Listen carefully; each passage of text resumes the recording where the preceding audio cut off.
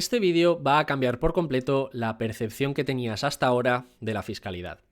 Si eres una persona interesada en el mundo de la inversión y que se preocupa por generar patrimonio que le permita tener una vida relativamente cómoda en el largo plazo, te habrás dado cuenta de que existe un factor que siempre impacta de manera negativa en nuestra rentabilidad, y es la fiscalidad. Poder dominarla, poder resolver todas esas dudas clave y sobre todo no cometer errores es uno de los puntos más importantes que debemos de conocer y cada vez más pronto. En el día de hoy os propongo un ejercicio súper interesante, y es que podamos iniciar desde algo básico, es decir, desde que una persona decide, por ejemplo, establecer un nuevo proyecto, para poco a poco ir profesionalizando, de tal manera que haremos un repaso sobre cómo construir o cómo desarrollar una estructura mercantil que nos proteja patrimonialmente.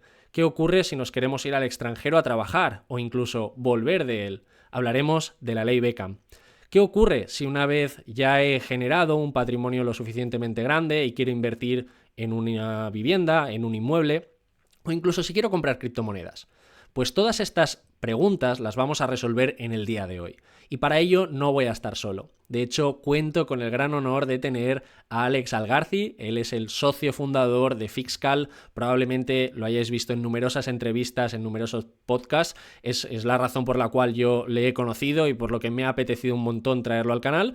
Fixcal es básicamente una firma de asesoramiento fiscal especializada y que ayuda pues, a personas como tú y como yo a poder tomar decisiones fiscales informadas y eficientes. Por lo tanto, una entrevista en la que lo hemos dado todo para dejar las cosas súper bien claras y sobre todo que te permitan tomar decisiones lo mejor posible. Con esto no me quiero liar mucho más y te dejo que disfrutes de este pedazo de vídeo. Muy buenas a todos, chicos. Como os estaba comentando en esta introducción, tengo el verdadero placer de estar con Alex Algarci. Él es socio fundador de Fixcal. Y bueno, Alex, muchísimas gracias por este ratito. Hoy vamos a hablar de temas súper interesantes y nada, te agradezco todo tu tiempo y todo lo que vamos a desarrollar en el día de hoy. Pues nada, Héctor, muy buenas tardes a ti, a toda la audiencia, gracias por la invitación y puesto que también hay un enfoque a más perfiles también relacionados con las finanzas y cuenta ajena, en muchos casos, yo creo que se van a encontrar con un podcast un poco diferente a lo habitual. Exacto. Bueno, uno de los motivos por los que quería contactar con vosotros y sobre todo teneros hoy conmigo es darle un enfoque algo distinto, ¿no? Y sobre todo porque mi comunidad pues está más o menos nutrida de gente joven, personas que empiezan su carrera profesional y muchas veces, ¿no? Cuando pensamos en fiscalidad siempre pensamos en una holding, en muchos activos, en un patrimonio, en una herencia, en cómo hacer una sucesión, pero claro, hay un grueso de personas que a veces, pues oye, están empezando a crecer profesionalmente, tienen un bonus, quieren desarrollar proyectos emprendedores y esto es un poco en lo que me gustaría centrarme y sobre todo que creo que podemos ayudar a muchísima gente que nos va a ver. Hombre, desde luego, la fiscalidad aplica a todo en la vida, ¿no? Se atribuye a Churchill la famosa frase de en esta vida solo hay dos cosas seguras, los impuestos. Y ni siquiera estoy seguro de la primera. Así que al final fiscalidad aplica al que tiene un negocio, al que tiene un patrimonio, pero al que no también. Evidentemente es menos optimizable y cuanto más ajeneizada esté la cuenta, menos posibilidad de optimizar. Pero coño, uno gana su dinero en su trabajo y luego hace algo con él. Entonces, ese algo que hagas sí que se va a poder optimizar. Exacto. De manera también breve, Alex, me gustaría preguntarle quién es Alex Algarci y cuál es el proyecto de Fixcal para aquellas personas que hayan estado ajenas de las redes sociales en los últimos 2 años y no te conozcan. Cuéntanos un poquito, aunque sea brevemente, cómo empezó esta aventura. Yo soy asesor fiscal, hijo de asesor fiscal también, pero del antiguo régimen, como suelo decir, una gestoría aquí en Vigo. Y la cuestión es que, pues bueno, en mucha historia por el medio, me vi pues como heredero de algún modo de esa empresa y dije yo, bueno, pues a mi ego le va a costar soportar que si algún día me va bien el día de mañana, que sea por la empresa de papá. No voy a ir de que no y bueno, en cualquier caso lo pongo en contexto que es una gestoría de Vigo, tamaño moderado y me decía a mí mismo que aspiraba más, pero la cuestión es que en ese momento estaba ahí y digo yo, ¿cómo hago crecer esto? Gestoría, made in Spain, insisto. Legislación española, clientes, operaciones todos en España, poco internacional. Y claro, es un trabajo que además de ser muy desagradecido, porque el gestor El asesor fiscal en España es un saco de sparring. Al final el cliente no está enfadado contigo, está enfadado con el Estado, pero tú eres el que tiene delante Estás en cuando medio. se cabrea. Entonces es realmente desagradable. Y se sumó ese hecho con el hecho de que le tenía que meter un estudio súper profundo a las cuentas de un cliente para ahorrarle 4 duros de 4 cosas que tuviera contablemente mal optimizadas, que genuinamente se me hacía frustrante, la verdad. Y dije, si yo esto no lo puedo escalar, pues no sé si tiene demasiado sentido para mí. Y bueno, para quien no ubique Vigo en el mapa, está prácticamente en la frontera con Portugal. Entonces, claro, era 2018 por aquel entonces y coño, en Afinso, que es la gestión de mi padre, tenemos relación con otros despachos en función del tamaño de la operación. Pues oye, con Garrigues Vigo, que tengo muy buena relación, pues se le derivan algunas operaciones que se nos escapaban a nosotros por tamaño y digamos que tenía acceso a esta gente. Y dije yo, ostras, ¿qué es esto del NHR, el Non-Habitual Resident de Portugal? Porque vivimos a 25 minutos de ahí abajo. Entonces dije, déjame investigar, déjame preguntar. Y tanto preguntando sobre NHR como sobre LLCs, por decir algo que también esté de moda, que ahora ya están más pervertidas, pero en 2018 era una cosa como muy, muy novedosa. Estonia, los países de tributación territorial, que le llaman paraísos fiscales. ¿Cómo que paraíso fiscal? Técnicamente no es un paraíso fiscal. Entonces, lancé todas esas preguntas a perfiles que por aquel entonces estaban mucho más desarrollados técnicamente que yo, y no solo no sabían nada, sino que manifestaban no tener interés alguno. Y dije yo, epa, espérate, que si esto tiene viabilidad, estoy ante el océano azul más claro y grande de mi vida. Y bueno, a partir de ahí el resto lo he contado en 40.000 podcasts. Me fui a Portugal con una mala de atrás a asegurarme de que el negocio funcionase, porque no luego volver a la empresa de papi después de haber intentado fuera, pues sería bastante complicado. Afortunadamente no se dio así, se dio todo lo contrario. Desde post pandemia, desde el 21, ha sido una locura. La gente estaba ávida de fiscalidad internacional, que la fiscalidad internacional no te convierte en un experto en cada jurisdicción, lo que te convierte en un experto es en cómo las diferentes jurisdicciones se relacionan entre sí, que si quieres también hablaremos de eso, tema convenios y cómo se da una de baja, cómo se tributa, cómo se optimiza utilizando un esquema multijurisdiccional. Y bueno, la cuestión es que estaba claro que el mercado estaba ávido de todo esto porque ha sido un sinsentido a tal punto de que hemos superado los 100 empleados ahora y bueno, no digo que lo esté disfrutando, pero No, es no. una, ya es Enhorabuena. una señora empresa grande. Entonces, desde Enhorabuena. aquella 2020 hasta hoy, pues hemos ido creciendo, se han ido sumando mis socios a lo que era un profesional independiente, se ha corporativizado en una empresa de funcionamiento nativo digital y bueno, hasta aquí, hasta Pues, aquí. Sí que es cierto que hemos crecido mucho y me siento un poco culpable al decirlo, pero hemos crecido mucho al albor de la mala deriva de España y que cuanto peor para España, mejor para nosotros. Yo preferiría facturar menos y que España fuera mejor, pero ya que no se va a dar así, pues por lo menos surfear esta ola de huida masiva del talento español fuera de España. pues Que es- Alex, o sea, puedo comentar sobre muchos puntos de los que has mencionado. El primero es el de talento fuera. Bueno, creo que todo el mundo en mi audiencia sabe que soy residente fiscal en Austria, no porque me haya ido precisamente por un tema fiscal, porque en Austria los impuestos también son bastante altos. Por lo tanto, yo creo que esa crítica, ¿no?, del que se va a Andorra o el que se va a Austria, yo creo que, vamos, nadie me la va a criticar, porque dentro de mis nóminas, pues el IRPF y la seguridad social que se paga aquí es bastante elevada. Es verdad que los salarios también son muy altos, entonces, bueno, compensa estar un poquito fuera.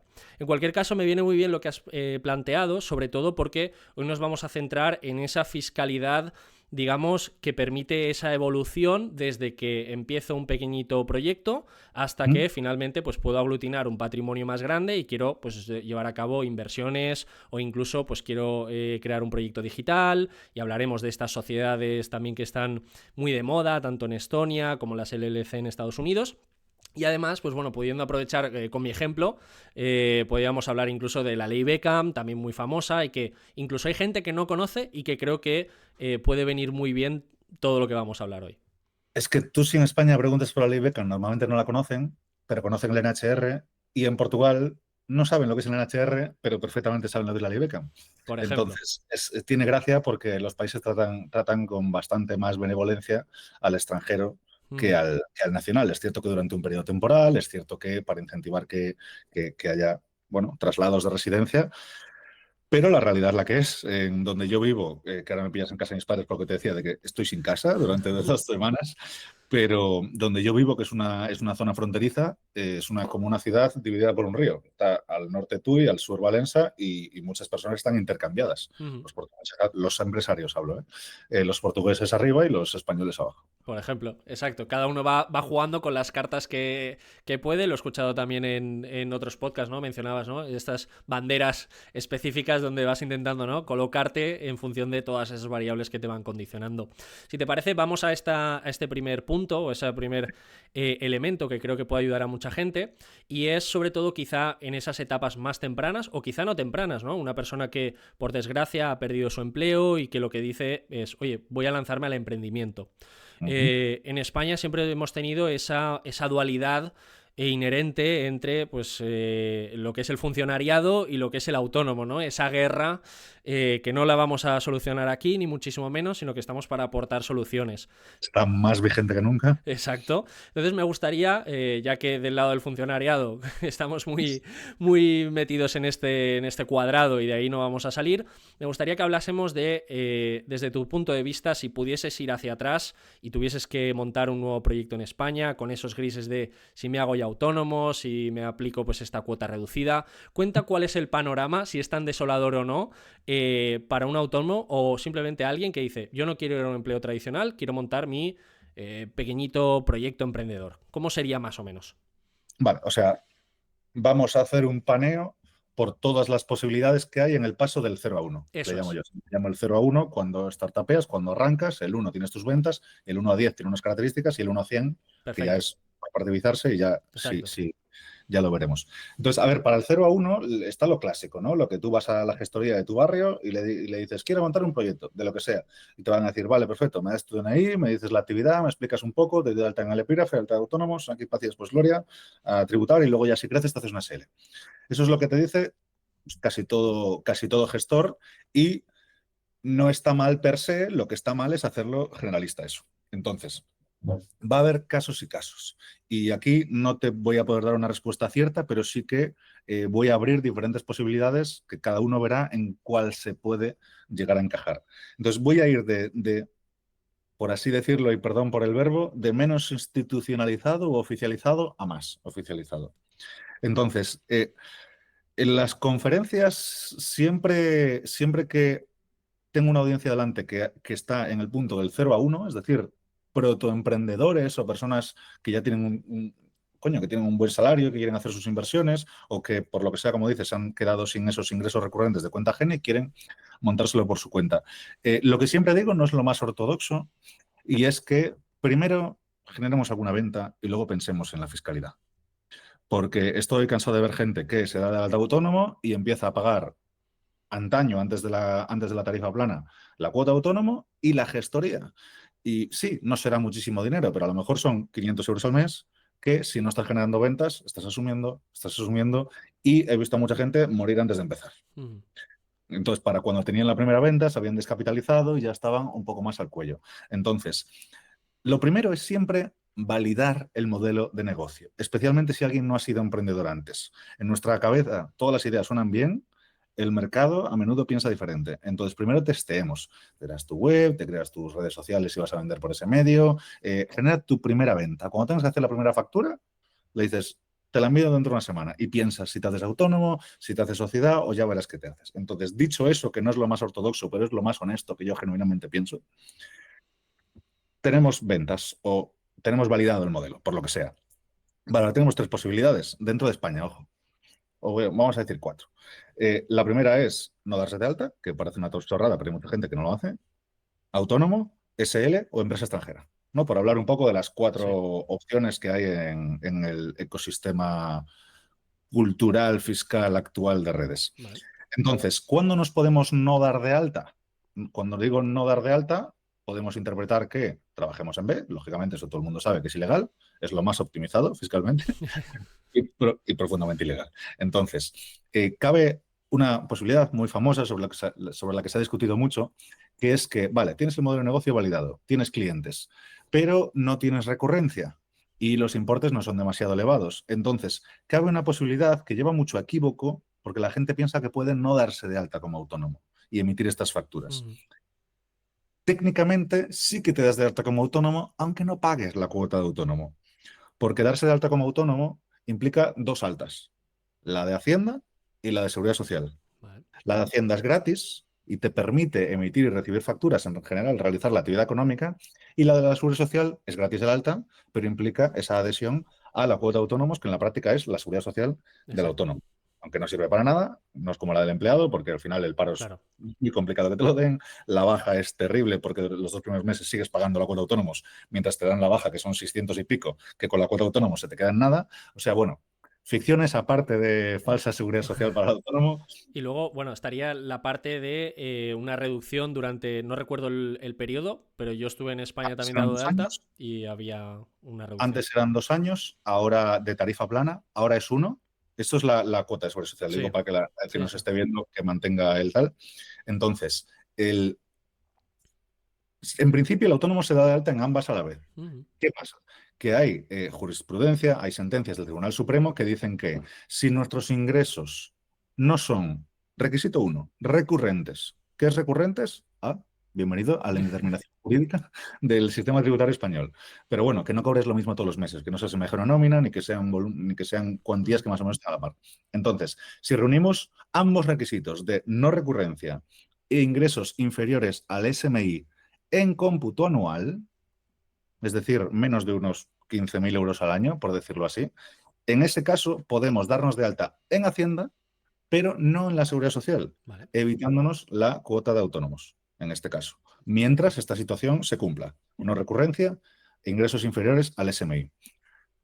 Que tenemos ya validado y que ya vamos a facturar de forma recurrente y no queremos estar cuidándonos de si tenemos recurrencia, de si no, decimos, vale, ok, pues me doy de alta de normal, en las dos. Entonces, en la Seguridad Social aplicará lo que comentabas de la tarifa plana, que pues cuando yo la primera vez que me hice eran 50 euros, ahora son 80 y en vez de 2 años, 1.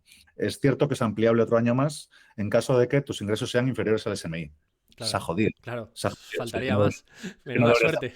Menuda suerte. no debería estar pagando cuotas siquiera. Además pasa una cosa muy torticera y esto sí que es un aviso a navegantes para que nadie actúe de la forma que la administración espera que actúe. Y es que la administración a menudo relegisla para esquivar sentencias. Y este es un caso de ellos. Entonces, si una persona se da de alta como autónomo en Hacienda y no en la Seguridad Social, va a recibir la carta de la Seguridad Social reclamándole esos rendimientos. Eres tú quien tiene que aportar la sentencia diciendo que no estás pagando la cuota por esto y por esto, acogiéndote a esa sentencia. Y donde digo que es torticero es porque es posible, chicos, esto os hablo al resto, que os la rechacen. Y es, me dices, joder, lo que Ya escuché en empezamos. internet, tal, Claro. me la rechazaron, ya recurrí con la sentencia, o sea, que la han visto y tal, y me la han echado abajo. Vale, vuelve a recurrir. En la siguiente instancia no pueden denegarte algo claro porque estarían prevaricando, pero en primera sí. Que cada uno saque sus conclusiones sobre Sí. qué significa que el Estado haga eso con el ciudadano, jugar a engañarlo de esa manera. Pero bueno, tenemos el escenario de validar el modelo de negocio, no te des de alta en nada hasta tener tu primera venta. Hay un escenario de impasse en el que podemos darnos de alta autónoma, poder emitir y recibir facturas, pero sin pagar la cuota de autónomos. Si nos queremos dar de alta de pleno, tenemos la tarifa plana y en muchas comunidades que la gente lo verifique si tiene la cuota cero, que la cuota cero no es que pagues cero, sino que pagas 80 y la comunidad autónoma te reembolsa pues 80 por los 12 primeros meses. Eso es a lo que llaman la cuota cero, es decir, se desembolsa, pero se recupera. Advertencias aquí y errores que voy a cometer. Hay muchas personas que para ahorrar la cuota de autónomos, cuando es tarifa plana, pues quizás no tanto, pero después ya es dolorosa, que hacen, yo lo llamo coloquialmente estar en stop, que es, oye, me doy de alta, emito unas cuantas facturas, me doy de baja y pago la cuota de autónomos por la parte proporcional del mes que he estado yo de alta. ¿Esto es válido? Es válido hasta 3 veces al año, pero, si estamos con la tarifa plana, nos damos de baja y luego nos damos de alta, ya no tendremos tarifa plana. Exacto. Así que quien la coja, que se Hasta el la final. consuma entera. Hasta el final. Muy importante ese punto. Entonces, finalizado ese proceso de 12 meses, ampliable otros 12 en el caso de que fuera menos del SMI, pues ya sería un autónomo normal, tributando pues entre el 47 en Madrid y el 54 en tu comunidad valenciana. Exacto. tienes el dudoso honor de tener el tercer IRPF más alto de Europa y el más alto de España. Y técnicamente es el más alto de Europa, porque Dinamarca y Noruega saltan al 56 en umbrales mucho más Claro. altos. Entonces, técnicamente, Comunidad Valenciana tiene un récord una corona no recibida del IRPF más alto de Europa y por extensión casi del mundo. Me voy a ir de Austria y voy a acabar casi peor. Depende, como todo en fiscalidad depende, a Claro. ver si puedes cogerte la IBECAN o si tus ingresos son corporativos y no personales, que ese es el cambio de mentalidad que va a haber que hacer en el 10 a 100. Hablaremos Luego ahora. trabajaremos por eso, porque es muy español también querer los ingresos en persona física y es lo peor que puedes hacer en términos de optimización fiscal y de protección patrimonial. Entonces, tenemos del autónomo para atrás en todas sus formas. A partir de aquí viene el clásico dilema, autónomo SL. Bueno, pues aquí hay diferentes criterios para decidir si hacemos una SL o hacemos un autónomo. La clásica es la fiscal. Si la SL va a pagar un 23, 25 y el autónomo va a pagar casi un 50 de máximo, pues tendrá sentido ser autónomo. Como la sociedad paga casi un fijo porcentaje, un tipo de gravamen Sí. fijo, y el autónomo va increciendo, pues mientras nuestros beneficios estén en una tributación de autónomo inferior a la de la empresa, tendrá sentido ser autónomo. Cuando pasemos de este número, que más o menos son 45.000 euros al año de beneficio, a partir de aquí empieza a compensar la empresa. Ojo, exclusivamente desde el punto de vista cuantitativo y fiscal, porque ese dinero será de la empresa, no será Y de la aquí, persona. Alex, ¿estamos hablando de que entonces la retribución sería vía dividendos y no vía salario? ¿O cuál sería un poco ese cliff para decidir en qué umbral o en qué estructura nos movemos? Normalmente lo más... Espera, que me están aquí machacando a llamadas. Normalmente Disculpa que se me va a saltar al cielo. Normalmente lo mejor es buscar un equilibrio entre ambas, porque ambos tienen tramos. Entonces los dividendos van a pagar entre el 19 y el 30 después de que la empresa paga el impuesto de sociedades, que un 23 más un 19 Yo cuando ya es estudiaba era el 25 o así y han ido subiendo los tramos no, hasta... el Luego fue 23. el 23 exacto, luego fue el 26 y ahora ya el 30 estamos. Correcto. Gracias, Pedro Sánchez. Este vídeo va a tener ya la banderita. No, porque no omití, solo fue el nombre. Vale. Entonces, ya te digo, los dividendos son menores que el IRPF normal, que el IRPF de rendimientos del trabajo, rendimientos de vidas económicas y de alquileres. Entonces, tener una nómina pequeña hasta un punto en el cual, pues, oye, prácticamente la empresa por pagártelo deduce más impuestos de los que tú soportas por recibirla. Entonces, hasta los también un poco lo que cada uno esté cómodo, pero 25.000, 30.000, no está mal sacarlo en nómina y luego complementarla, si hace falta, con dividendos. Por este punto de que todo, o sea, si tenemos una empresa, a persona física deberíamos sacarnos exclusivamente el dinero que necesitemos. Si mucha gente dice, no, pues que quiero generar ahorro. ¿Y el ahorro para qué lo quieres? No para, aparte de quitando el colchón de seguridad, Sí. lógicamente, el ahorro para qué lo quieres, no para invertir. Y le digo, pero no me has llamado a mí para poder aportar tus inmuebles a una sociedad porque no los quieres tener en persona física. Y ahora... ¿Por qué estás sacando el dinero a persona física, que es mucho más caro para comprarte un inmueble con persona física, que es mucho más caro para después aportarlo a una sociedad, que es carísimo como no tengas 10? O Exacto. directamente inhabilitar la operación fiscalmente. Entonces, bueno, te respondo a esa pregunta diciendo que lo más importante es saber cuánto quieres sacar a la persona física, porque la gente quiere más nómina, quiere más nómina. Y para mí, una nómina superior a lo que necesitas, lo cual va a implicar que tengas una factura fiscal mucho más alta, solo se justifica en una preparación de financiación. Es decir, yo tengo una empresa que hace pues 10 millones de euros y gano 2 al año. Y tengo una nómina de pues 50.000 euros porque con eso vivo genial y si algún día necesito algo más, pues me saco dividendos. Vale. Pero digo, pero es que quiero una casa de 1.000.000 de euros y con 50.000 al año no me la dan. Claro, no te da la financiación. Ahí se justifica, durante tus 6 meses, un año, te subes la nómina, tienes una declaración de ese año pues, más generosa, el banco se va a sentir más cómodo, el departamento de riesgos te va a dar el lock y una vez te la den, pues ya puedes volver a un punto más moderado. Incluso más interesante a lo mejor que una pignoración o alguna cosa, o esto ya entraríamos en otros grises. Depende de lo que tengas. Si ya tienes un patrimonio, pues a lo mejor lo más interesante es una pignoración. Los tipos de interés sobre una pignoración y los porcentajes, el loan to value, es bueno, la verdad, suele ser interesante y es una opción. Pero a veces no tenemos ese capital ocioso o ocioso invertido, Sí. Entonces a veces se justifica de esa manera una nómina. Esto ya caso por caso. Claro, correcto. Entonces, volviendo un poco al punto anterior, en esa dicotomía entre autónomo y empresa, que solo solemos hablar de la parte cuantitativa fiscal, realmente hay otras cuestiones, como una cuestión reputacional. Si a lo mejor quieres participar en licitaciones públicas, pues como autónomo, pues como que no transmite mucha seriedad. O a lo mejor trabajas desde casa y no quieres que en tus facturas salga tu dirección y quieres dar una apariencia un poco más tal, o simplemente quieres tener socios. Y como autónomo, pues es más lío que hacer una comunidad de bienes o hacer un contrato de reparto, o lo que quiera que se haga. Entonces es más complejo. Una sociedad cumple muchos objetivos, como limitar la responsabilidad, que según de qué actividad hablemos puede ser una parte muy importante. Entonces es como que tenemos muy asumido que es como una escalera, ¿no? De autónomo y después SL. Y yo no estoy tan de acuerdo con esta afirmación. Lo primero, porque a la gente se le hace bola la SL, lo que le parece como, al principio le parece como algo muy elevado. Un SL es una cosa burocráticamente muy sencilla de hacer, muy rápido.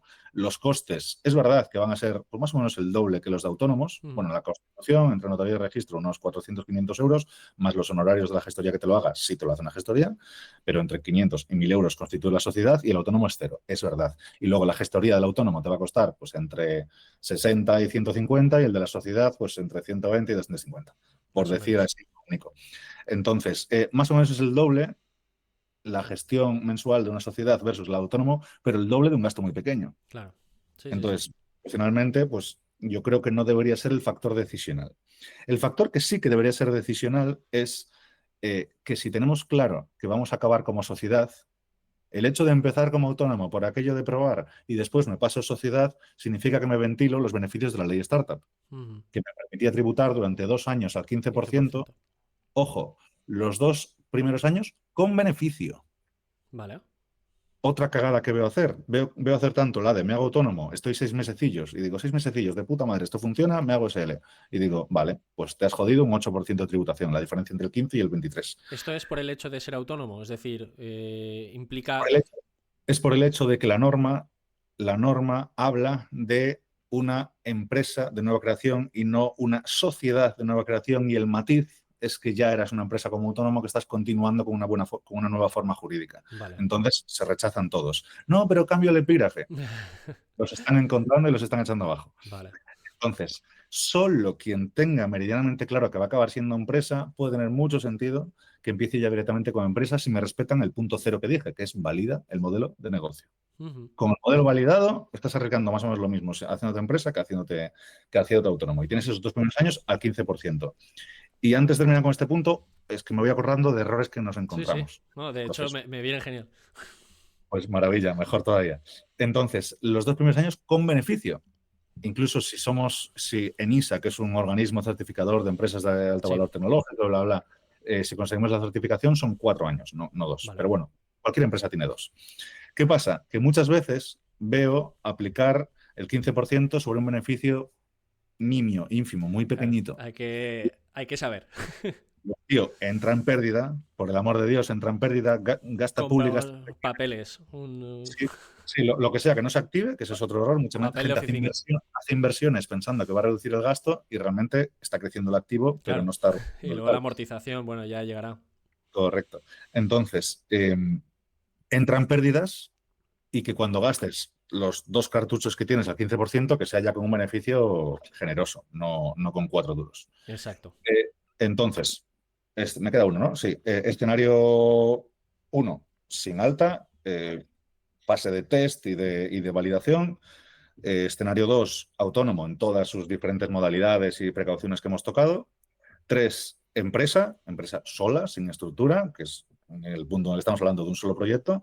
Y luego estaría el cuarto escenario, que es el de empresa internacional, donde aquí hay muy pocas que me haya encontrado que se operen de forma legal por parte de residentes fiscales en España. Ujú. Residentes en otros sitios, he visto muchos setups de una sola empresa extranjera válidos, pero no así para los que viven en España. Vale. Aquí, bueno, creo que abrimos, ¿no? el melón y sobre todo esta, ¿cómo decirlo?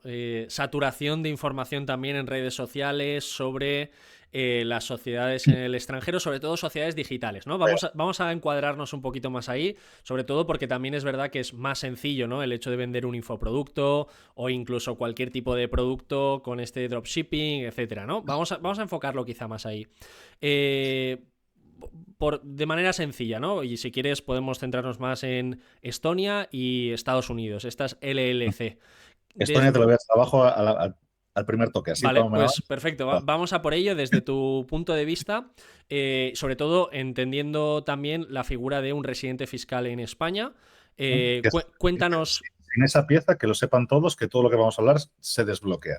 Exacto, es Pero decir, creo que más o menos la audiencia, sobre todo la española residente, vamos a dejarlo así, porque se ha puesto muy de moda, se ha abierto la veda también a crear sociedades, ahora me sale también muchísima publicidad de que las LLC también son la panacea para todo. Me gustaría que nos hablases un poco de esa dualidad del yin y el yang que tiene el hecho de crear una sociedad de este tipo. Vale, voy a empezar así diciendo que una LLC transparente, como el 99% de las que tienen los españoles, propiedad de un residente fiscal español, nunca me he encontrado una que sea legal. Empezamos bien. 0 veces. Porque si fuera legal, habría una estructura alternativa mucho más óptima. Vale. Entonces, las LLCs, no digo que no sean útiles, pero no son legales aplicadas por esos perfiles. Sí la puedes aplicar desde Malta, desde Chipre, desde Emiratos, desde el propio Estados Unidos, desde cualquier país casi latinoamericano de tributación territorial, que luego hablamos de eso, desde el mismo Portugal, pero desde España, que para España es una sociedad fiscalmente transparente, porque esto lleva mucho a equívoco, ¿no? Pero se piensan que son sociedades como muy especiales, pero LLC es Limited Liability Company, Una o sea, SL compañía de responsabilidad toda la limitada. vida. Una USL, una Limited, o sea, es lo mismo. ¿Qué pasa? Que en Estados Unidos se regula de la siguiente manera, y es que si la sociedad no debe pagar ningún impuesto, Estados Unidos no es un paraíso fiscal al uso, porque tiene muchas aristas que se le podrían hacer interpretar como paraíso fiscal, pero las empresas de Estados Unidos pagan impuestos, esto evidentísimamente. ¿Qué pasa? Que si una sociedad se configura de tal manera que se vuelve transparente fiscalmente, y ojo, transparente no quiere decir que se sepa quiénes son los socios, porque ese es otro de sus atributos, la capacidad de anonimato. El anonimato potencial. Vale. Potencial, ojo, que no es per se. Pero la transparencia fiscal lo que dice es que los rendimientos, digo porque parece un tecnicismo, pero se entiende muy fácil, los beneficios de la empresa se transparentan a la renta del socio. Vale. Y esto se da cuando es unipersonal, cuando no tenemos sustancia empresarial en Estados Unidos, no seamos considerados ETBUs, Engage in Trade or Business in the US, que no tengamos, bueno, eso, oficinas, empleados, incluso autónomos dependientes, que son lo que ellos llaman los single contractors, eso también genera sustancia. Pero si no tenemos nada de eso, que es muy habitual en negocios digitales operados desde fuera de Estados Unidos, esa sociedad se vuelve transparente. ¿Transparente hacia un no residente o hacia un sí residente? Vale. ¿Qué pasa? Que cuando hacia donde se transparenta es hacia un no residente, a tío Sam le da igual lo que haga esa empresa. Porque si la empresa corporativamente no paga impuestos de sociedades, no porque sea un paraíso fiscal, sino porque ese beneficio transparenta la renta del socio y el socio no tributa aquí, Claro, pues aquí no puedo pillar de ningún lado. no te voy a fiscalizar nada, el IRS no va a destinar ni $1 de recursos a fiscalizar eso. Por eso se dice que no pagan impuestos, lo cual no es mentira, pero tampoco es verdad. Vale. Porque no pagan impuestos en Estados Unidos, pero eso es así porque se pagan en el país de residencia del socio o socios, Vale. si fueran así. ¿Qué pasa? Que se combina esta característica fiscal así un poco especial con el anonimato potencial que se puede lograr en ciertos estados, como pues, el famoso Delaware, Wyoming, Nuevo México, Nevada, etcétera. Entonces, bueno, etcétera no, son esos 4. Entonces, es cierto que la mayoría de la gente pierde la privacidad sin querer, por otros muchos motivos, pero por eso digo anonimato potencial. Entonces, si la empresa no paga impuestos en Estados Unidos porque se pagan en la renta del socio, pero hay aquí una línea que separa esta transparencia vía anonimato, yo puedo no declarar en España Claro, pues nadie sabe que lo está y Estados recibiendo. Unidos no me lo pide. Ahí Ilegales. entiendo. Ilegales. Simplemente estoy explicando el por qué están tan de moda entre residentes. Están de moda en todo el planeta, ¿No? ¿eh? Y en Es, otros idiomas también. es más, Alex, yo he llegado a ver incluso típicos reels bueno, de explicaciones de que puedes incluso ir a Mercadona a comprar con la tarjeta de la LLC que está allí y como ese anonimato está por ahí, pues ya está. Y la realidad es que, aunque sea una aberración, funcionaría. Ujú. ¿Qué pasa? Que se van acortando las vías tanto de fondear la LLC con tus clientes como de gastar en Europa de tu tarjeta. Ahora mismo, pues tenemos de ayer, ¿no? De ayer la noticia, que, bueno, de ayer siendo 1 de diciembre, ayer, la noticia de que se van a informar todas las transacciones con tarjeta en un banco español. Ujú. Por tanto, oye, ya vas dejando un rastro. No, pero está a nombre de la LLC. Ok, pero ya estás dejando ahí un rastro, un hilito rojo del que eventualmente se pueda tirar. En el 23 entró en vigor, perdón, el 23 se aprobó, el 1 de enero del 24 entró en vigor la ley CESOP, por ejemplo, que lo que hace es obligar no a los bancos, sino a las pasarelas de pago Ujú. a informar de las transacciones transfronterizas. Por tanto, si tenías una LC, pero vendías bajo ticket, y digo porque hay un límite a partir del Sí, cual se empieza a informar. Si vendías bajo ticket y por tanto tenías mucho volumen, vas a obligar a PayPal o Stripe a claro. notificar. Entonces solo sería para los high ticket. Entonces se va estrechando el cerco. Ya. Pero es cierto que pre-2023 lo del Mercadona hasta era válido. ¿Qué pasa? Que como se ha llenado el ecosistema de no asesores fiscales, pues claro, alguien escuchó algo hace tiempo y ahora cree que sigue siendo válido cuando esto evoluciona, Ujú. evoluciona muy rápido. Entonces, se han visto cosas como, y lo explico porque también nos sirve de ejercicio de comprensión de cómo funciona fiscalmente. Se ha dicho en la época de Credito Spain, para que no lo sepa, era el tipo este calvo con la mascarilla, que ahora está en la cárcel, por cierto. Eh, entonces él proponía lo siguiente, y es que decía, vale, ponle que no quieres hacerlo ilegal, que la quieres declarar. Entonces, los rendimientos de la LLC los vas a declarar a final de año en tu IRPF. Dices tú, entonces, ¿qué consigo? Y dice, porque así no pagas IVA y así no pagas seguridad social.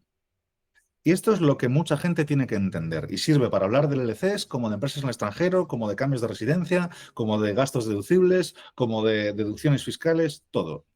En fiscalidad y que se lo graben a fuego. Aunque la mona se vista de seda, mona se queda. Hay un concepto llamado simulación fiscal. Ujú. Y es que si tú te acoges a una forma jurídica, a una estrategia, a una táctica fiscal concreta, que no atiende otro motivo que no sea el ahorro fiscal, te la deshacen. Ujú. Te la invalidan completamente. Y aplica, insisto, a cambios de residencia, aplica a todo. Todo. O sea, a todo. Esto, el fenómeno de la simulación fiscal aplica a todo. Es como pues, hacer un holding. Si haces un holding para tener solo una empresa debajo, pues no atiende al espíritu Ujú. del holding, que es gestionar sus participadas y tienes que tener un volumen mínimo, pues por tanto no te van a dejar aprovechar la ventaja fiscal. Y Te van a decir aquí, que es artificial. Y aquí, Alex, un poco siguiendo el hilo, ¿no? De estas justificaciones, sobre todo porque he hecho el trabajo de informarme bien para que esta entrevista sea técnica también. Uno de los motivos que se alega muchas veces es el hecho de que incluso aunque te pillasen, como a la hora de hacer la consulta a la hacienda estadounidense no se van a tomar la molestia en devolver los datos para que España haga su investigación, por lo que tú decías, el propio Estados Unidos no va a sacar nada de ahí, es como que muchas veces se va a archivar, va a llegar pues esa consulta, se va a quedar ahí y te vas a salvar o te vas a salir un poco con la tuya. Yo esto también lo pienso y digo, bueno, el que se la quiera jugar, pero no sé Eso más o menos si has tenido casos similares. No, no, es que eso con muchos matices ha salido de mi propia boca. Y Uh-huh. me encuentro ejemplos que yo pongo dichos por otra gente, pero en contextos diferentes donde ya no aplican esos Claro. mismos ejemplos. Entonces, ¿es verdad eso que acabas de verbalizar? Sí, es verdad. Hay un sistema muy famoso llamado CRS, Common Reporting Standard, que prácticamente se da entre casi toda la OCDE, que básicamente es para que los países bilateralmente se compartan información, tanto financiera, bancos, exchanges de criptomonedas, cualquier Sí. institución financiera está obligada y también mercantil. Los registros mercantiles están obligados a comunicar la titularidad tuya de empresas pues en Estonia o en donde sea. Sin mínimo, por ejemplo, ¿no?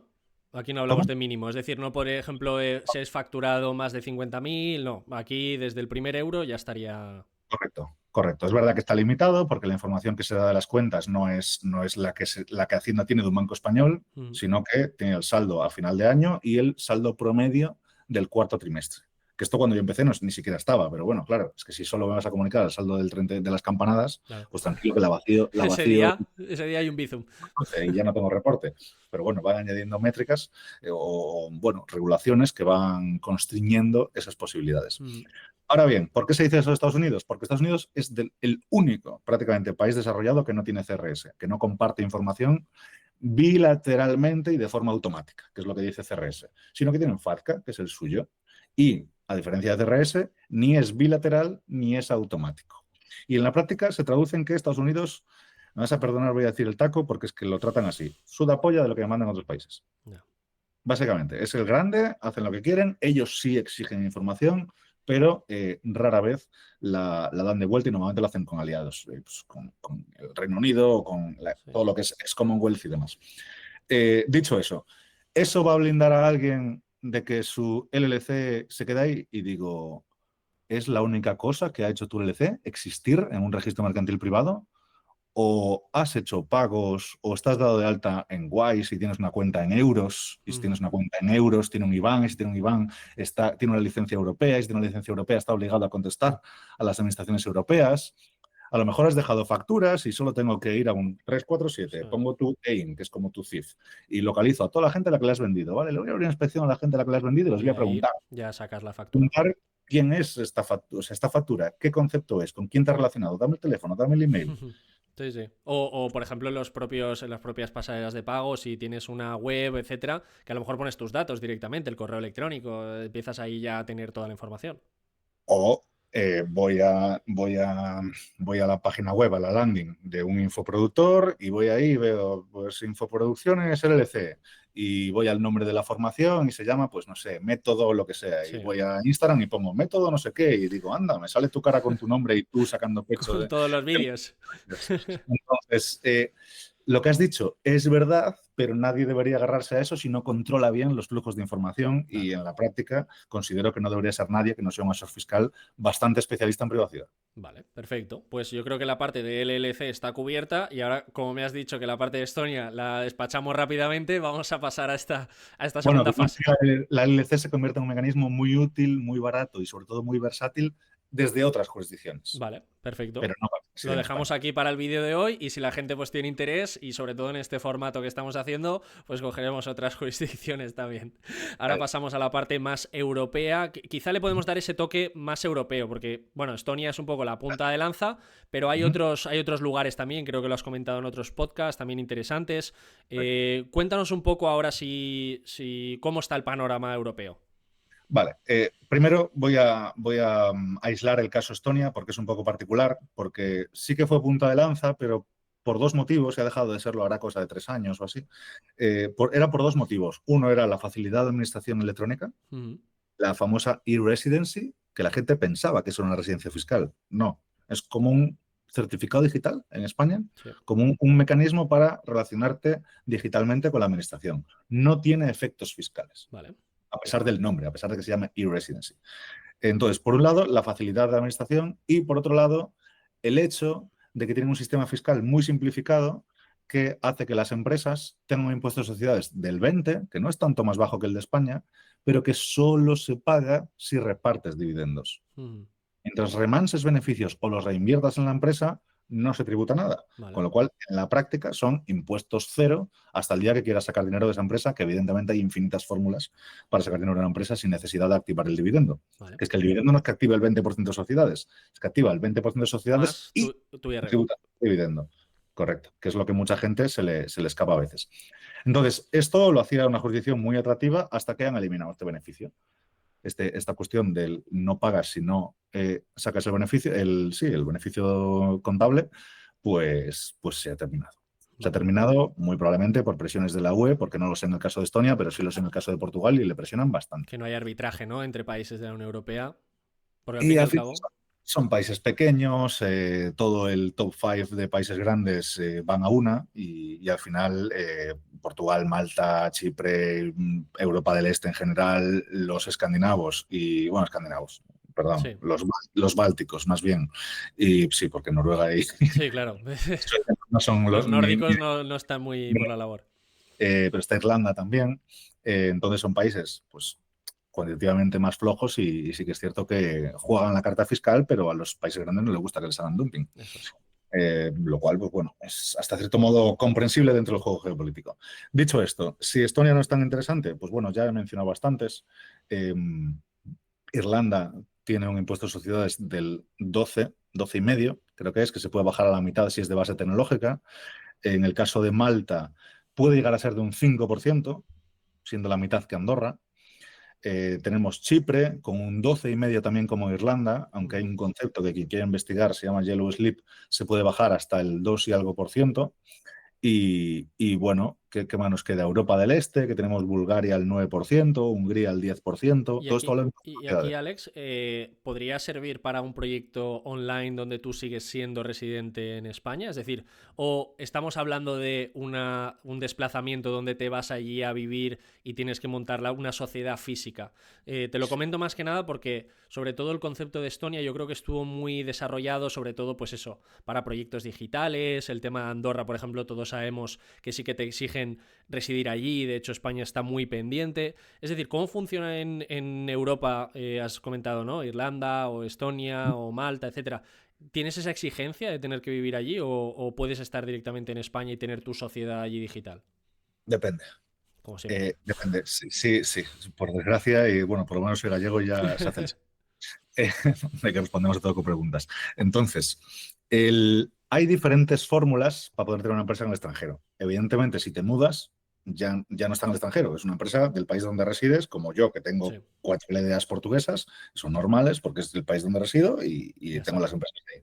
Sin embargo, yo también tengo empresas en España, tengo empresas en Malta y tengo empresas, bueno, por medio mundo, pero en Europa, Ujú. eh, en esos 3 países. Entonces, ¿qué fórmulas existen para que una persona residente en un país pueda tener una empresa en otro país? Y aunque lo voy a acotar de una forma un poco burda para que lo entienda la gente, son por dos vías. O teniendo un motivo económico válido, es decir, una justificación no fiscal para estar en ese país, como puede ser una cuestión pues regulatoria, pues porque me monto en Lituania porque me puedo crear un neobanco, o me voy a Malta por una licencia de juego, o me voy a Chipre Sí, porque voy a hacer una casa de apuestas o un broker, que siempre son más sí. laxos y siempre se centralizan ahí.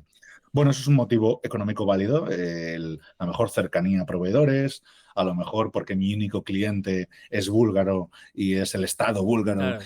y solo le paga a empresas búlgaras, entonces hay diferentes fórmulas, o sea, perdón, diferentes posibles MEFs, motivo económico válido. Aquí, perdón por el matiz, pero entra un poco en, ¿cómo decirlo?, en la contradicción de decir toda esta libertad de movimiento, de capitales, etcétera, y dices, oye, ¿por qué no me puedo montar yo una sociedad en el país de al lado sin tener que Es que yo creo, justificar es que yo este creo que motivo? llegará un contribuyente con huevos, tiempo y dinero que lleve eso a Bruselas y que se gane, porque realmente todo lo que se está litigando, pleiteando, que discrimina a otro residente de otro país de la Unión Europea, como puede ser en España, todo el tema de los alquileres, el tema de alquiler como arrendador, no Sí. como arrendatario.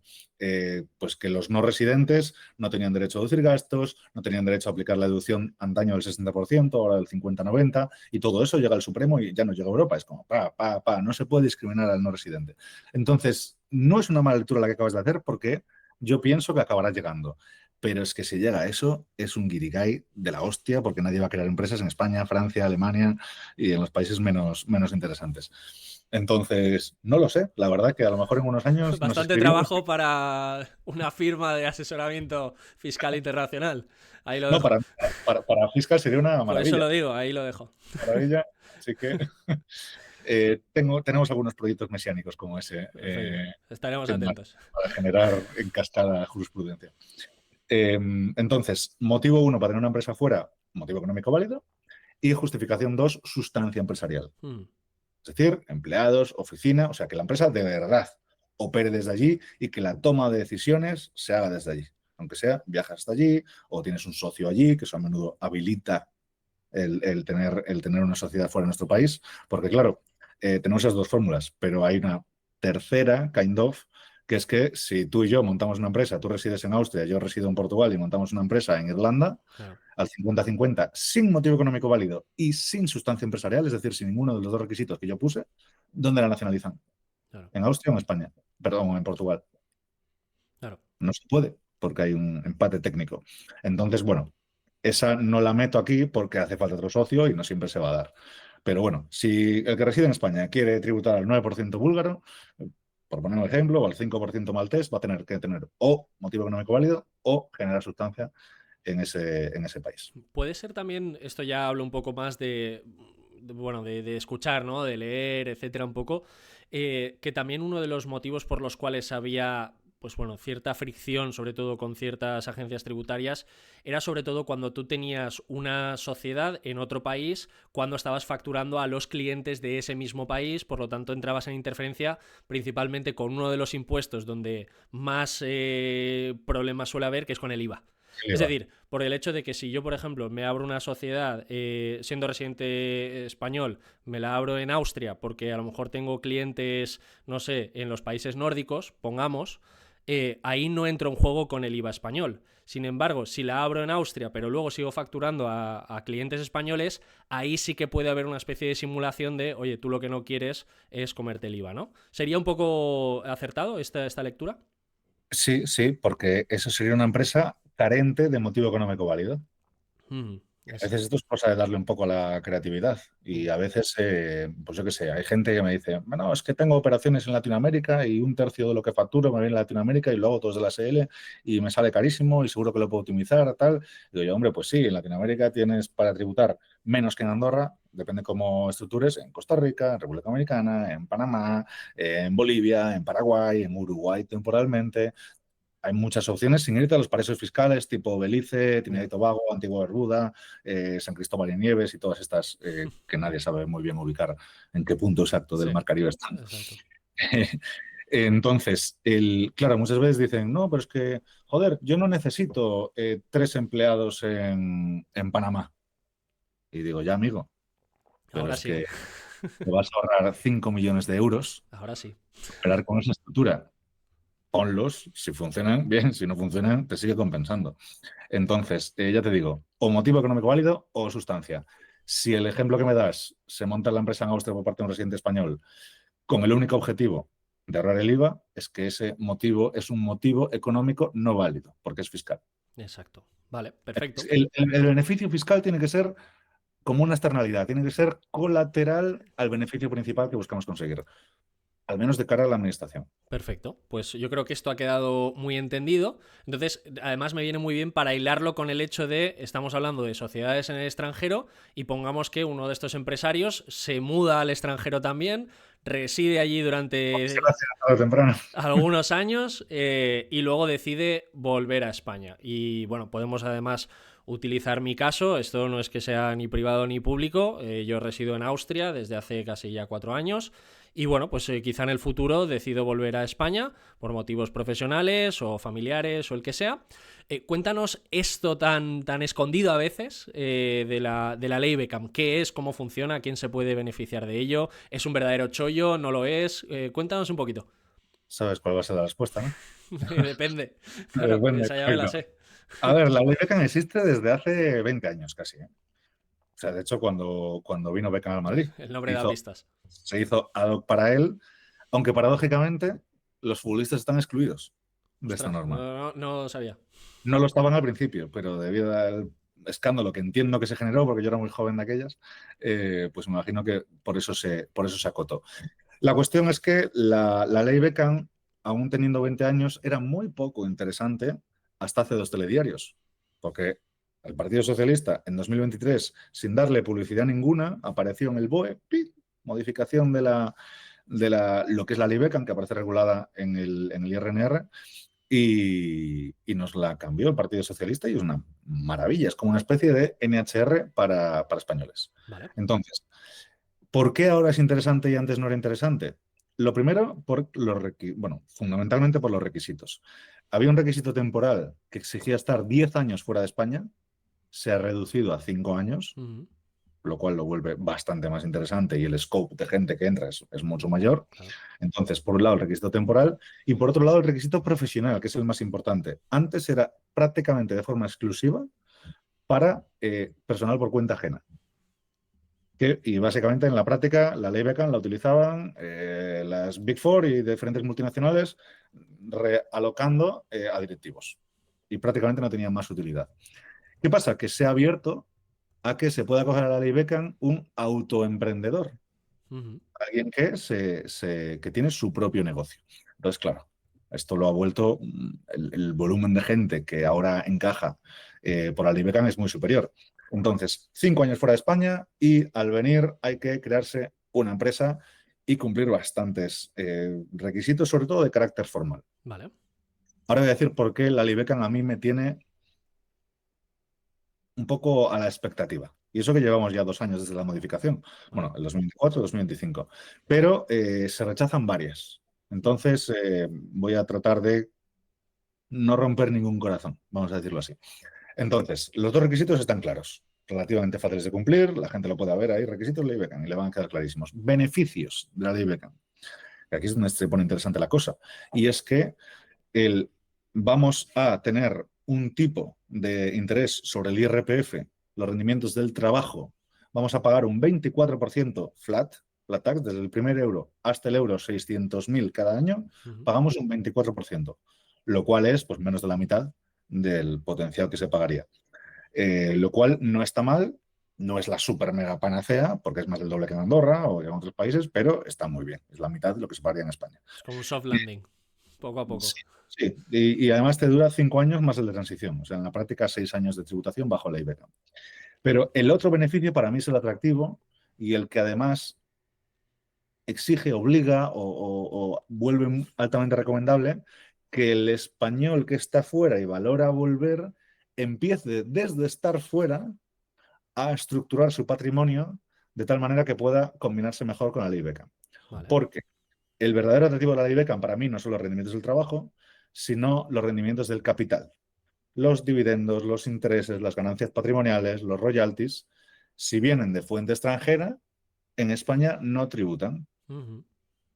Ojo, porque aquí viene otro de los grandes matices de este tema, y es que la ley Beckham no permite invocar convenio. Vale. Y esto, en la práctica, y para decirlo muy llano, es que nos vamos a comer retenciones en El de origen origen, claro. casi siempre, casi siempre. Entonces, bueno, no hay tributación en sede de IRPF español o de IRNR, en este caso, que es como tributa. Un ley Beckham, aunque resida, tributa por IRNR y no por IRPF, Vale. que es otra particularidad. Pero, por ejemplo, si una persona con ley Beckham que tiene una empresa que tiene muchas reservas y que tiene la capacidad de repartir un dividendo generoso y está en pues, Francia, esa empresa, o en Italia, pues ahí, claro, no es muy interesante porque Hay nos bastante en origen. pagará impuestos de sociedades y luego pues te retendrá, pues no sé, Francia e Italia, porque no son optimizables y no los tengo en la cabeza, pero un 15-19% te vas a comer a mayores del impuesto que pagó la empresa. Sin embargo, te viene de Malta, o te viene de Chipre, o te viene de Dubái, o te viene de un montón de países que no practican retenciones en origen. Reino Unido es de los más interesantes, más incluso que Estados Unidos. Ujú. Pues ahí no hay retenciones en origen y, por tanto, en la práctica nuestra tributación sobre dividendos sería cero y sobre ganancias patrimoniales sería cero. Vale. Viviendo en España temporalmente, pero oye, es ciertamente Pero claro, interesante. puedes aglutinarlo todo, hacer una hucha, ¿no? Y esperar a tener la ley Beckham para pagarte todo ese dividendo. En vez de en 5 años, te lo pagas todo en uno, ¿no? Como si fuese una Exacto. especie de hucha de ahorro. Ahí yo creo que ahí es donde se amplifica. Correcto, incluso muchas veces dices que necesito disponer del capital ya. Bueno, pues hijo mío, hazte un préstamo y luego te lo compensas con un reparto de dividendos. Ujú. Eso contablemente es perfectamente viable. Entonces, la ley Beckham es interesante si y solo si te estructuras bien. Vale, Tenerla por sí solo, a lo mejor la mayor parte de rendimientos te van al 24. O vale. a lo mejor recibes dividendos de BlackRock y te retienen un 30, Ya, ya, que es ya. peor tributado el dividendo. Y, hay- Entonces, hay que estructurarla bien. y aquí, Alex, abro un poco otra consulta. Esta es un poco personal, pero creo que sirve bastante de ejemplo en este caso. El Que otro día hace más. estuve revisando un poco sobre lo que se considera el certificado A1. Lo tengo aquí Ujú. apuntado, que es básicamente un documento que lo que permite es que tu seguridad social se sigue pagando en origen por tu compañía. Pongamos que pues yo estoy trabajando para una empresa y me voy a España, me vuelvo a España como director comercial de España, ¿no? Entonces, claro, yo en vez de pagar mi IRPF, me acuerdo de ti, os hago la consulta y os pregunto, oye, con este certificado A1 donde mi seguridad social la sigue pagando la compañía austriaca, ¿puedo estar yo en España y coger la ley Beckham? Pregunta, ¿eh? O sea, lo estoy haciendo un poco aprovechando que estás y te pongo un ejemplo. Y está cojonuda y además esta mañana resolví una cosa muy parecida y es la vital diferencia entre tributación y cotización. Vale. Nosotros lo vemos como todo lo mismo porque todo nos duele igual. Son euros que salen de nuestro bolsillo y van al Estado. Exacto. ¿Qué pasa? Que la tributación siempre se da en el país de residencia y la cotización puede no darse en el país de residencia y es cuando entra en juego el modelo A1 y bueno, los certificados de contribuciones y no me sale el nombre ni lo noto cerca, pero las compensaciones entre países. Pero aquí me refiero a moverme, que mi residencia pase de nuevo a España. Es decir, que yo me vengo después de estos 5 años y digo, me quiero instaurar ahora mismo. Lo que pasa es que, pues oye, a mi empresa a lo mejor le viene mejor y me dice, oye, pues la seguridad social la queremos seguir pagando transitoriamente a través de este modelo A1 que comentas. ¿Yo podría a nivel personal aplicar ley Beckham o queda excluida por este juego? Vale, ya que matriz la pregunta. O sea, en ese escenario, si eso se diera, seguirías cotizando en Austria y estarías tributando en España. Con ley Beckham. Claro, porque la cotización, lo que tiene incidencia fiscal es la tributación y por tanto sería todo exactamente igual que como he descrito, pero le paga la seguridad social a Austria. Ahí es y por donde tanto, voy. mañana será quien te deba la pensión o las ayudas que sea. Y para que la gente lo sepa, entre países de la Unión Europea, si luego el día de mañana te arrepintieras, puedes ir a la Seguridad Social austríaca y pedirle un certificado de contribuciones que aportas en la Seguridad Social española y es como si lo hubieras aportado ahí. Vale. Eso es mejor consultarlo con un abogado especialista en cotización porque hay que ver cómo se optimiza más. Claro. A veces es mejor tenerlo de los dos lados y bueno. Sí. Aquí donde iba, Alex, simplemente es por abrir esa barrera en la que no es que simplemente te vas de ese país, sino que imagínate que tu propia compañía te dice, oye, si quieres volver o si quieres abrir un nuevo mercado, oye, damos la posibilidad de que sigas ligando en origen a mi compañía, pero tú simplemente estás como residente. Lo decía más que nada por poner un ejemplo que en mi caso se pudiese dar. Yo me encargo de toda la parte de clientes en España y es algo que potencialmente podría, ¿no? Comentar con mi empresa. Pues en ese escenario sí, sí que sería posible, sería válido y estaría optimizado fiscalmente. Perfecto, pues ya hemos sacado un ejemplo práctico que podemos utilizar de toda esta lectura. Estamos avanzando muy rápido y la verdad es que me gusta mucho y ahora, pues bueno, ya nos hemos... Está claro, ya siento que me enrosqué bastante en varias respuestas. Está perfecto y creo que todo el mundo que está siguiendo el podcast, vamos, le va a encantar porque lo que te decía, vamos a puntos específicos y creo que estamos ayudando muchísimo. Ahora, bueno, ya hemos hablado de que hemos montado nuestro proyecto, nos hemos ido fuera, hemos vuelto y bueno, pues nos ha ido bien. Tenemos ya un pequeñito patrimonio y queremos empezar a invertir. Entonces, bueno, se ha hablado muchas veces y creo que aquí no estamos descubriendo nada, lo que es la inversión en acciones o, por ejemplo, hacerlo con esta diferencia entre fondos y ETFs, donde los fondos, cuando hago un traspaso, pues no tributo por la plusvalía. Creo que aquí no estamos aportando excesivo... Bueno, o lo podemos comentar si quieres. Has dicho bien, o sea, es que lo había que explicar más o menos. Claro, que aquí hay siempre, aquí ya me voy de lo fiscal y me voy más a la parte que me toca, que es un poco a nivel de inversión. Hay una lucha entre los que dicen que es mejor comprar acciones por dividendos y los que dicen de indexarse. Entonces hay una lucha bastante férrea, pero para mí, o por lo menos en las etapas entre, pues no sé, los 20 y los 40 años, todo lo que puedas diferir y todo lo que puedas hacer bola de nieve, creo que tiene más sentido, porque el dividendo, pues bueno, yo creo que más o menos, ¿no? Pero bueno, esto es más o menos el planteamiento. Pongámonos ahora quizá... Entiendo la otra postura, pero para el dividendo que vas a tener con los ahorros que estás invirtiendo con ciertas edades, no te quita de nada, mejor optimízalo fiscalmente, porque mejor que un +7 es no tener un -20 y pico. Correcto, eso es. Entonces, bueno, en fin, esto es un pequeñito elemento que dentro de la inversión creo que también es interesante, pero vamos con un tema que yo creo que es troncal y que afecta también a España, que es el tema de la vivienda. No le estamos descubriendo a nadie que hay problemas muy grandes con la vivienda. Hay muchísima tributación, no solo eso, costes añadidos, luego que si la inmobiliaria va con IVA, luego si tienes que hacer una reforma, esa reforma va con IVA, luego claro, la gente no se puede comprar un piso, pero es que también las trabas fiscales son muy grandes. Si te tuvieses que comprar un piso en España, ¿lo harías a través de una sociedad? ¿Cuáles son un poco Los, Justo este año que he desinvertido todo todo, lo que pues tenía inmobiliario en España. perfecto. Pues vamos a darle la vuelta, vamos a hacerlo al revés. ¿Cuál es un poco el consejo de Alex para una persona joven que quiere comprarse su primera vivienda? A ver, yo lo primero, no soy de esos que piensa que a lo Kiyosaki, que la vivienda no es un activo, solo porque no te da cash flow si vives en ella, porque el cash flow para mí es también el negativo. Sí. El negativo que no se da. Si estaría pagando un alquiler y en cambio no lo estoy pagando, pues eso es cash flow entrante. Y hay Ausencia revalorización de cash flow potencial del activo negativo. también. Más regularización potencial, por supuesto que sí. Más que parte de la cuota que estás pagando está amortizando el activo, no es todo tirado, entre comillas, como un alquiler. Mm. Dicho esto, como particular, solo tiene sentido, uno, si no puedes hacerlo como empresa, que la mayoría de la gente no puede hacerlo como empresa, porque crear una empresa solo para una operación inmobiliaria, pues para vivir tú por encima, te van a decir, hijo mío, eso se llama sociedad pantalla toda la vida, Claro. o interpuesta. Entonces, vamos a asumir que lo hacemos como particulares porque no nos quedan más huevos. Sí. Es el escenario de la mayor parte de la gente. Entonces, lo primero, acogerse a los diferentes ITPs e IVAs reducidos que las diferentes comunidades autónomas ofrecen. Normalmente menores de 30. En cada comunidad autónoma es más o menos diferente, pero en Galicia, que es la que yo tenía controlada, que es a la que me acogí en su día, eran máximo 200.000 euros de patrimonio pre-inmueble que estás comprando, menos de 35 años y alguna cosa más. Vale. Y el IVA pagabas el 4 y si fuera ITP, pues pagabas el 3. Vale. Entonces, bueno, eso no está mal.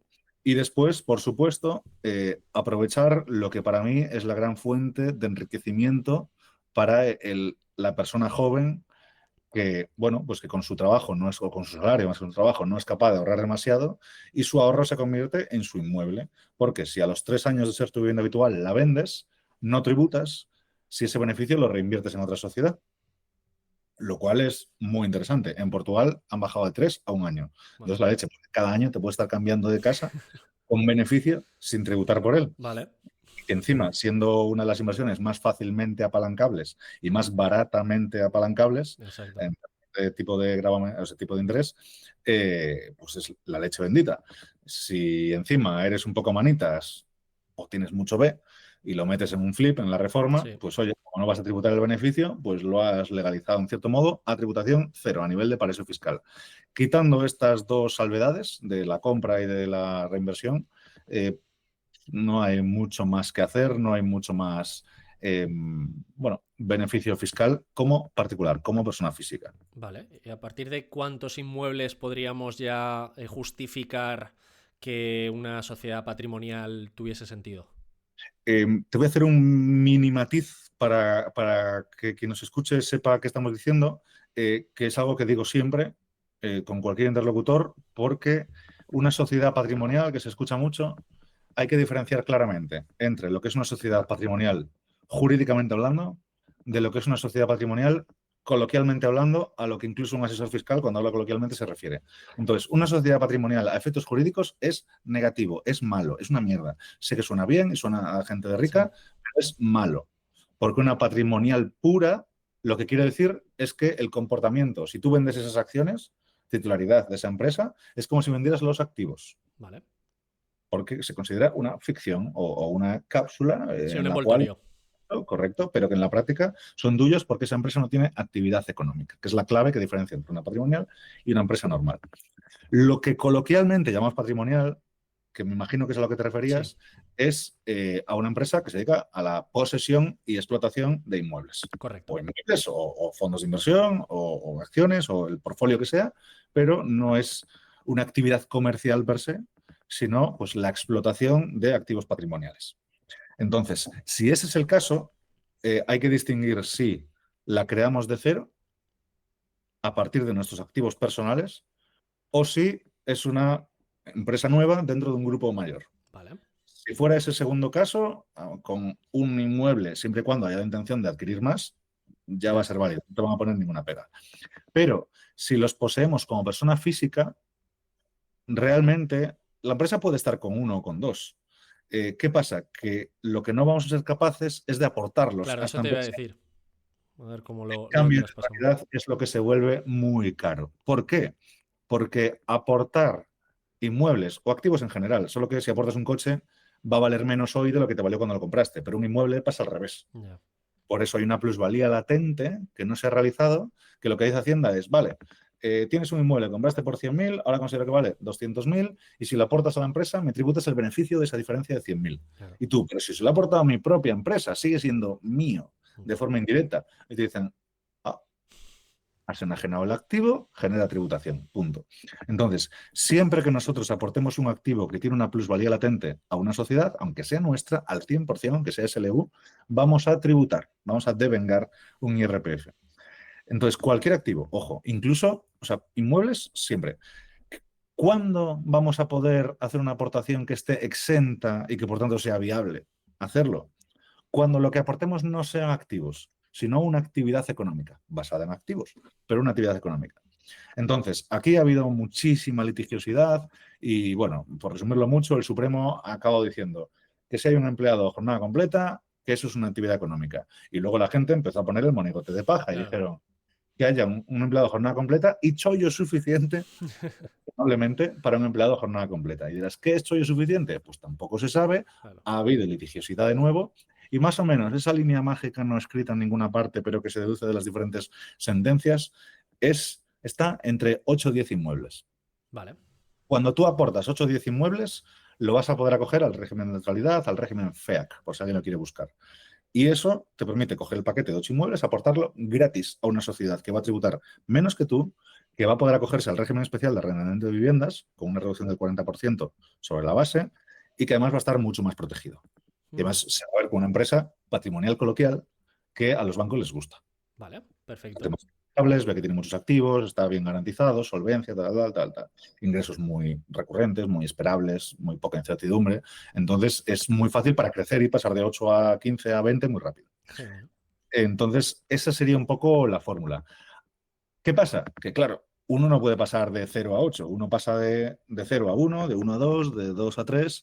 Entonces, claro, aquí ya se abre dos vías. La vía de, bueno, la vivienda habitual vamos a poner que siempre la coges como persona física. 90% de los escenarios tiene sentido cogerla como persona física. ¿Qué pasa? Que luego tenemos la dicotomía de, oye, el resto de inmuebles que cojo en inversión, me voy por una sociedad o me voy por la persona física de nuevo. Y bueno, yo aquí, pues, pienso, y digo, utilizo el verbo pienso porque no estoy siendo objetivo. A partir de aquí se abre un abanico de subjetividad. Entonces, yo las compraría como empresa porque yo soy un fricazo de la protección patrimonial y permite más optimización después. Ahora bien, si solo tenemos 3 en una sociedad, va a tributar más que si solo tenemos en persona física, aunque la sociedad tribute menos, porque la persona física puede acogerse a la deducción del 50 al 90% desde el primer inmueble y la sociedad solo si tiene 8 o más. Vale, entonces Entonces, hay que la mucha... gente tenga claro que hay una diferencia ahí. Sin embargo, decimos, bueno, es que yo gano mi pasta como persona, por cuenta ajena. Y digo, vale, ya tengo mi casa, pongamos que ya tienes pagada. Vale, el resto de inmuebles, ¿me los compro como persona física o como sociedad? Aquí es donde digo que entra la subjetividad y yo supeditaría esa decisión a tu relación con el banco y cómo te dé los mejores... Claro, Las eso iba a decir que muchas veces el acceso al crédito, si es una sociedad estás jodido. nueva, ya tienes complejidad. Entonces, Perfecto. eso si trabajamos por cuenta ajena, que es donde se vuelve, pues bueno, más dudoso. Sí que es cierto que si tienes el cash, creas la sociedad, se lo aportas en forma de capital social o de préstamo, que yo soy más amigo del préstamo, porque luego puede salir el dinero de la persona física de nuevo si lo necesitas y si no, pues lo dejas ahí pagando un pequeño interés. Si por contra trabajas por cuenta propia, entonces ya, si los rendimientos se generan en una SL, ya te voy a decir que siempre, circuito corporativo, siempre si esos inmuebles los vas a invertir con una sociedad que no Sociedad, tiene que ser la misma que genera el rendimiento, eso es, separada. sino una diferente. Siempre separemos activos y riesgo, siempre. La actividad del patrimonio, porque la actividad y riesgo lo podemos asimilar, activo y patrimonio también. Si pasa algo, que caiga solo la actividad y que no caiga el patrimonio adquirido durante años con esa actividad. Entonces, si ya tenemos una SL y estamos generando excedente en persona física que nos permite comprar un piso, hemos calculado mal la nómina y tenemos nómina de más. Ya. Esa sería un poco la conclusión. No sé si lo he hecho muy Sí, lioso, sí, pero no. creo que se entiende perfecto. Y ya estamos llegando al final de la charla. Y bueno, esto ya es un poco más por curiosidad, pero sobre todo porque hemos hablado de temas patrimoniales. Pero se abre un activo que hace unos años no estaba vigente y que ahora, pues yo creo que todo el mundo, o sobre todo la gente joven, o ha Bitcoin. escuchado hablar o ha hecho algún tipo de operación en un exchange. Y hay muchas dudas sobre, pues incluso una cripto de estas raras que has operado, que a lo mejor te ha salido bien incluso, y dices, oye, que tenía 1.000 euros y ahora de repente tengo 5.000, me ha multiplicado por 5 una inversión en una criptomoneda rara, ¿y ahora qué Ujú. hago, no? Yo he escuchado también incluso historias de cómo se monitorizan pues las salidas de caja de los exchanges a tu cuenta personal, es decir, supongo que te han llegado muchas consultas a lo largo de estos últimos años, sobre todo el tema fiscal, ¿no? Porque muchas veces dices, bueno, esta criptomoneda está que oculta, no existe, nadie lo sabe, me abrí la cuenta cuando no había KYC, ya, pero una cosa es tenerlas y otra cosa es sacar ese dinero para luego, pues a lo mejor, pues, no sé, comprarte cualquier cosa. ¿Qué opinión tienes de todo este proceso y todo este cambio? Bueno, opino que las dudas que me han llegado, que han sido a miles, no han sido fiscales, sino relacionadas con la privacidad. Vale, bueno, es otro enfoque, Es pero creo no que hay, hay un que no hay interés tantas, oculto también en la privacidad barra si me toca pagar o no hay, no. no hay tantas dudas con la fiscalidad si residimos en España. Vale, Es decir, la única duda que pueda haber, siempre vamos a tributar por todo el rendimiento positivo que tengamos. Además, da igual que sea en spot, que sea en DeFi, que sea con staking, con farming, con lo que quiera que sea. Rendimiento que obtienes, rendimiento que tributa. La única duda va a ser si va a los rendimientos del IRPF malo, que yo le llamo, los rendimientos del trabajo, hasta el 40 y pico, 50 y pico por ciento, o si va a rentas del capital, que a menudo son más interesantes. vale. Normalmente vamos a tender a querer que vayan a esas. Entonces, por eso digo que de tributación no hay tanta duda. La duda suele ser de privacidad. Y va llegando MiCA, van llegando DAC 8, van llegando un montón de regulaciones que van estrechando el cerco y, pues bueno, para 2027 parece que directamente van a prohibir las wallets anónimas. Entonces, parece que esto de la privacidad cripto, salvo muy insiders que operen en Monero, de diferentes tal, eh, parece que eso se está acabando, pero en cualquier caso, yo lo que me encontraba muchas veces con la persona que tenía delante era, vale, si tú lo que quieres es mantener algo anónimo, se puede mantener anónimo. La cuestión es, que lo has dicho tú muy bien, ¿qué vas a hacer después con eso? Entonces, para mí, ¿cuándo tiene sentido hacer algo anónimo? Bueno, pues cuando soy súper conspiranoico y creo que Europa se va a la mierda y quiero tener ahí pues un dinero de salvavidas porque tengo que empezar a hacer en otro lugar. Bueno, tiene sentido que sea anónimo. Eh, Tiene sentido que sea anónimo si es poca cantidad y luego voy haciendo en peer-to-peer, cambio cripto a cash o tal, Sí. y voy de ahí gastando y puedo ahorrar mi nómina casi entera porque mi lifestyle lo pago de ahí. Incluso con algunos exchanges que te permiten tarjetas de débito, ¿no? Y puedes retirar. Sí, ahí hay fórmulas muchas, hay tarjetas de prepago que se pueden cargar con Sí, sí, criptos, sí. bueno, hay diferentes fórmulas. La cuestión es si lo vas a gastar, Vale. porque no hay que olvidar, yo esto lo resumo muy rápido para que todo el mundo entienda de golpe qué cosas se pueden hacer y qué cosas no, es que deben integrar o conceptualizar sus criptos no declaradas como B digital porque es lo que es. Vale. Entonces, si fuera B físico, ¿gastarías en X o Y cosa? Si la respuesta es no, tampoco lo podrías hacer con ese B digital. Vale. Entonces, tiene que sentido que sea anónimo para lugar seguro para caso de emergencias, para gastarlo directamente o para retrasar en la medida de lo posible la tributación hasta que estemos en unas condiciones tributarias más interesantes. Por ejemplo, gente que se calla sus plusvalías cripto hasta que, porque dice, vale, era 2022 y, bueno, 2021 vamos a poner, para que haya bull run. Y oye, alguien a lo mejor, pues sí, ejecutó ventas en diciembre del 21 en el tope de ciclo y ya en enero, o incluso antes, ponle que en noviembre se había mudado a Portugal. Ya. Entonces, bueno, pues esa persona se calla y las declara como puede el año que viene a 0% en vez de al 20 y pico. Y bueno, ahí puede tener un cierto sentido. No es recomendación, digo que tiene una utilidad, tiene un sentido. Estas entrarían en el Layback por la parte del cero. Las cripto, si se generan exchanges fuera de España, sí, porque los exchanges nunca retienen, las cripto no son objeto de retención, no está regulado en ningún convenio de imposición, así que sí, las cripto de exchanges fuera de España, que serán casi todos, con Layback van a cero, Vamos, correcto. otro tip también. Estamos aquí lanzando aquí Eh, muchas ideas, muy ¿eh? Se nota que tienes presente al residente en España, Jonathan. Sí, sí, tengo bastante presente la potencial vuelta. Son ideas, vale, Pues, vale. pues sí, sí, sí, hay desde luego que funciona, sobre todo en países como España, donde el canje tributa. Vale. Ah, el Que canje, por ejemplo, si pasas de Bitcoin a, no sé, a cualquier otra cripto, también o sea, te harían como si fuese una venta, o sea, una compra-venta. equivalencia a tu divisa, euro en este caso, y si compraste Bitcoin en 40 y lo vendiste en 90, pero no lo vendiste en 90, lo cambiaste a Ethereum, pues como si lo hubieras vendido en 90. Vale, y eso, por ejemplo, a nivel de hacer tu declaración, ¿cómo lo harías? ¿Tendrías que aportar todas las operaciones con un certificado Esto, de tu exchange? Porque lo esto veo un genera mucha poco confusión. Esto genera mucha confusión porque nosotros cuando declaramos realmente solo ponemos el número, claro. más justificación. Tú pones ahí el número. Y si te inspeccionan, bueno, normalmente requerimiento primero, inspección si se ve qué tal, eh, tienes que conservar la justificación documental de ese numerito, Mm, pero en principio no tienes que aportarlo a nadie. De hecho, el 90% de veces no se aporta a nadie. ya, Solo en caso de inspección tienes que estar preparado vale. para poder hacerlo. Pero sí, si haces trading intradía durante 365 días al año, pues a lo mejor tienes 4.000 registros y tienes que sacar cuál ha sido el beneficio de todo eso. Vale, vale, vale, interesante. No, más que nada por eso, porque yo creo que hay bastantes dudas, sobre todo de gente que hace operaciones, gente que a lo mejor hace no sé, un canje entre una cripto y otra, pues todo esto Tributa, sí. yo creo A que ver, ayuda. tributa, por ejemplo. Ujú, exacto, En Portugal no tributa alguien que haga mucha pasta en cripto. Si finalmente tenemos bull run de fin de año, que no lo creo, pero ojalá, está complicado. pues alguien sí, bastante. Yo también tengo pocas esperanzas.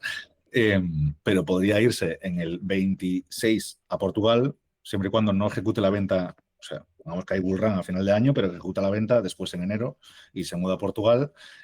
Bueno, España podría intentar jugar la carta de ganancia latente si hablamos de muchos millones, pero lo normal es que tribute en Portugal bajo las reglas de Portugal, donde Vale. los canjes tributan, donde si holdeas más de un año tributas cero. Vale, perfecto. Pues yo creo que esta parte también ha quedado muy, muy entendida.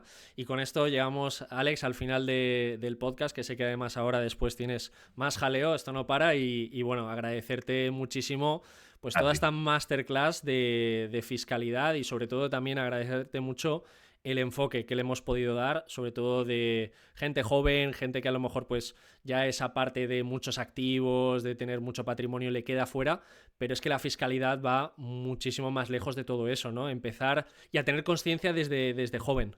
Y la ausencia de esa conciencia, el problema es que no te dejas sacar la cabeza, no te dejas salir. Exacto. Entonces ahí es donde el tener claras 4 o 5 cosas, aunque a veces no sean las cosas más correctas del mundo, Uh-huh. como que, oye, si vas a tardar 3 meses en conseguir tu primer cliente, no pagues de más hasta ese momento. Entonces, parecen chorradas, pero a veces necesitas que alguien que está con skin in the game te diga que puedes hacer eso.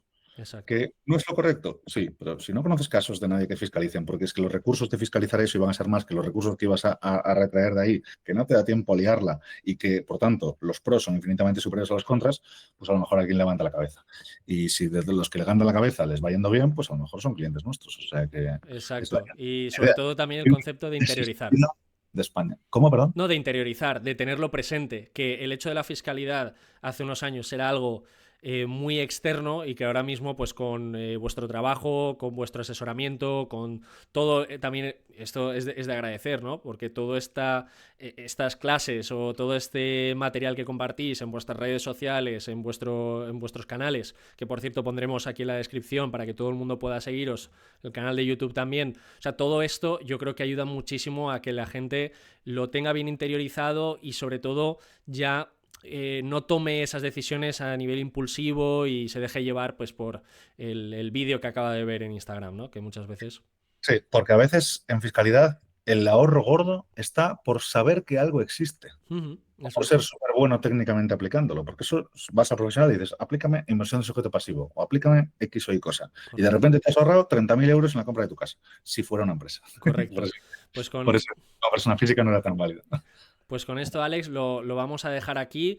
Te voy a pedir simplemente, porque creo que puede ser interesante, no sé si puedes recomendar algún libro que te guste, porque yo creo que a lo mejor sí que podemos atraer en este vídeo a alguna persona que le guste el mundo de la fiscalidad, gente que potencialmente pueda desarrollar una labor profesional. No sé si tienes alguna recomendación o qué te dirías a ti mismo si volvieses a empezar esta carrera. Es que realmente de fiscalidad, quitando los manuales, Ujú. no hay demasiada literatura. De hecho, bueno, te lo cuento, bueno, no es que sea un secreto, pero en un podcast es la primera vez que lo cuento. Estoy escribiendo 2 libros con Planeta. Bueno, pues El primero de ellos será de fiscalidad, el segundo será sobre antisistema y cosas mías que ya verán la luz. Pero no, yo si volviera a empezar, es cierto que no existe formación académica per se en fiscalidad internacional de la que nosotros hacemos, y para que la gente lo entienda hay que distinguir muy bien entre el asesoramiento de Big Four y Big Five, tema despachos y tema auditoras, tema consultoras, de asesorar a pymes y empresarios. ujú, Este es un asesoramiento más, vamos a decir, incluso abierto, creativo, y el de aquí es muy reactivo. Si tú eres una Big Four, el cliente se quiere expandir a tal jurisdicción o quiere que analices el riesgo fiscal de tal operación. Y tú se lo analizas y tu área de acción está limitada a eso. Sobre eso sí hay formación. ujú, Pero sobre esto otro no existía esta formación, y aunque nosotros tengamos formación, está orientada al emprendedor y al inversor, no tanto al que quiere ser asesor fiscal, ujú. pero ¿conoces el CEF? Sí, sí, sí, sí. Vale, pues lanzaremos un máster de fiscalidad internacional patrocinado por Fiscal para los que quieran ser asesores fiscales como tal, el que no tiene Fiscal Club, pero para los que se quieran especializar y convertirse asesores en internacional, vamos a lanzar ese programa Executive que se cierra en enero, ya nos veréis spamearlo fuerte, y arranca en febrero. Perfecto. Así que no tengo un libro, porque yo pues el último que me estoy leyendo es el tercero de Alex Hormozzi, que me encanta, pero no tiene que ver con fiscalidad. Genial, pues nada, estaremos muy atentos a estas nuevas publicaciones y por supuesto todo lo que podamos apoyar para hacer promo de estos programas que seguro que son espectaculares. Alex, lo dejamos aquí, te agradezco muchísimo todo este tiempo de dedicación y debo de decir que el trato personal, es decir, el hablar contigo es como si, vamos, nos conociésemos de años y eso la Gracias. verdad es que, o sea, más allá de los podcasts, ¿no? Donde la gente te ve como una persona no sé, que alejada o que estás allí en ese podcast y tal. O sea, debo decir que el trato ha sido espectacular en lo personal, en todo tu equipo para coordinar esta llamada y eso quiero que se quede muy presente. Le Eh, daré, le daré el recado a Luis en también el agradecimiento. exacto, Que de mi parte y sobre todo también de toda la gente que nos va a ver. Lo dejamos aquí, Alex, te dejo el cierre para ti. Pues nada, que si a la gente le ha gustado esto, que vuelvo encantado de la vida, que como no tengo que viajar y desplazarme para grabarlo, se me hace mucho más cómodo y por tanto encantadísimo de la vida. De dudas que les hayan quedado, pues a lo mejor si hay muchas y se pueden concentrar, pues a lo mejor nos podemos juntar otra horita Perfecto. y las dejamos ready. Genial. Y cuando quieras venir a Austria a esquiar, pues también. Ese a lo mejor requiere el vuelo, pero bueno, por todo lo demás, Sí, pero no haremos hace falta, que, es para haremos que esquiar. sea divertido. Pues nada, Perfecto. chicos, lo dejamos aquí. Espero que os haya encantado este pedazo de podcast masterclass. Agradecimientos al equipo de Fixcal, todas las redes sociales, canales aquí en la descripción. Y a todos los demás, pues nos vemos en el siguiente vídeo. Un saludo. Muchas gracias a todos. Chao, chao.